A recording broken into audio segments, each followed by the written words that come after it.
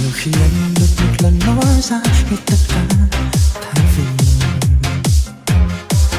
ngồi lặng im nghe em kể về anh ta, mọi người mình lấp lánh. Đôi lúc em tránh ánh mắt của anh, vậy dường như lúc nào em cũng hiểu thấu lòng anh. Không thể ngắt lời, càng không thể để dạch lần nào được rơi. Nên anh lùi bước về sau để thấy em rõ hơn, để có thể nào từ xa âu yếm hơn. Càng một sóng bóng chốc